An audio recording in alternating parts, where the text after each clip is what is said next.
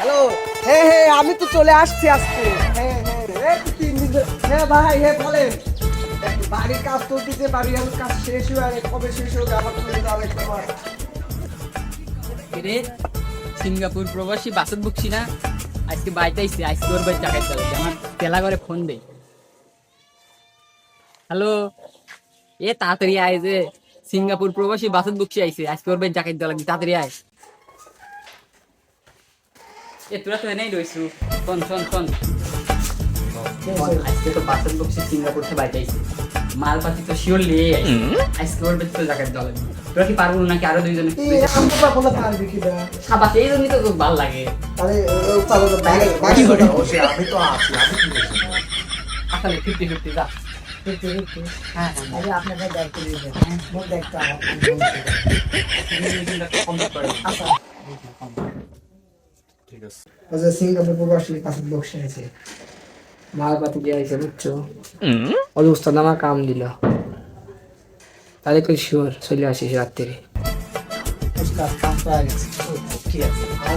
আমি কাজ হয়ে আরে তোমার ভাগ করে নেবো। আমার আস্থা নাই, এবারে গোপন আস্থা। তাহলে তাহলে কোন যাব? তোর মতে একদিন ফোন দিছিল, ও আসবি লয়। আস্তে আস্তে আমি ফোন দিতে তুমি দাঁড়াও। কখন? এই দাঁড়াও। গেলা ডুবি গেল। এই টক পরিয়া পনে একটা বাজে চলে আয়। আসতেছে, দাঁড়াও 2 মিনিট। কি করে?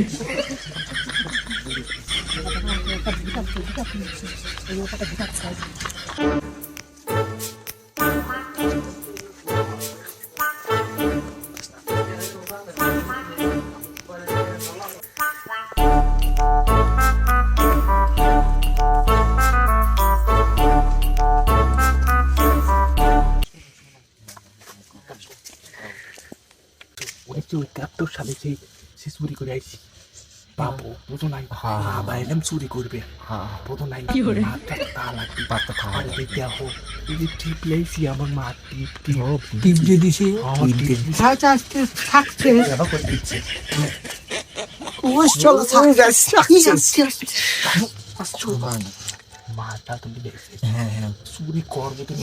আমি খবর পাইছি আপেল 17 পুরো আনছে, আবার ও খাওয়া আবার লটপট আনছে।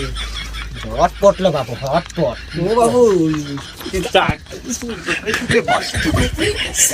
আবার কম্পিউটার আনছে, আবার বল লাগে সোনা আনছে 22 ক্যারেট। ওটা আমার হয়, তখন আমার তাহলে লব পুরো কি করে? দাঁড়া বাবু, আমি জেনে শুনে আসবো। ঠিক কোনো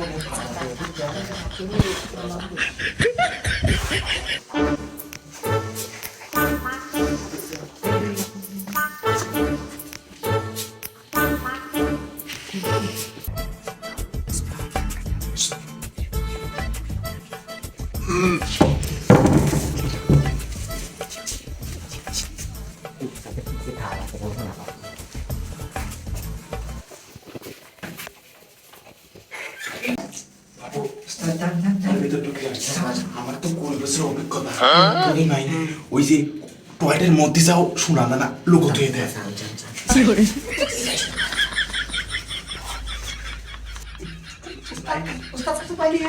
কি বাবু,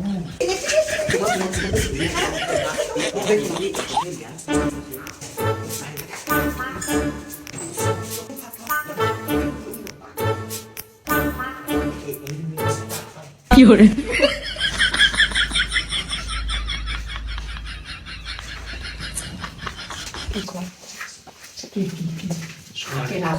সোনার গন্ধ।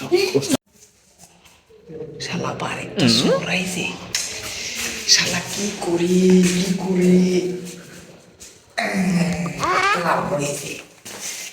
আসুক আজকে, আসুক শালা করে ঠান্ডা পানিতে আজকে সাইজ কর। শালারা আসো আজকে আসো। কি করে?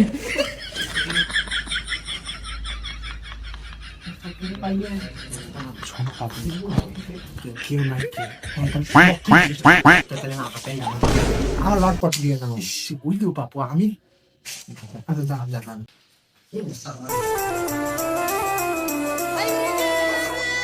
সত্যি খবর। अब तू गया बेटा, अब तू गया देख। শান্ত করে তাড়াতাড়ি তো।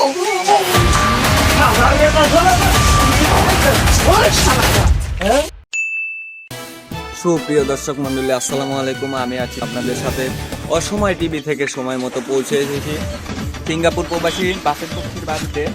চলুন দেখি কালকে ওদের বাড়িতে নাকি চুরি হয়েছে, তো আমরা সেই বিষয় নিয়ে কথা বলবো। আসুন। বাসের বক্সি ভাই, বাসের বক্সি ভাই, বাপু বাইরে আসো। বাপু, আমি অসময় টিভি থেকে দুর্মত বলছি। বাইরে আসো, বাইরে আসো। লুঙ্গি মুঙ্গি পরে রয়েছি কি? আসো ভাই ভিতরে ক্যামেরা বললেন না, আমি বাড়ির লোকজন আমি হোয়াটসঅ্যাপ করে আইছি। আচ্ছা, প্রশ্ন, কালকে আমরা অসময় টিভি থেকে খবর নিউজ পাইলাম যে কালকে আপনাদের বাড়িতে ডাকাতি হয়েছে, এ বিষয়ে যদি কিছু বলতেন। কালকে হ্যাঁ ডাকাতি তো হইছে, ডাকাতি হইছে। ওই ডাকাত তো ওকে হাটে খুলোই নাই। কেন ডাকাতি করতে আসে হাড়ে গুলো না, কাহিনী কি?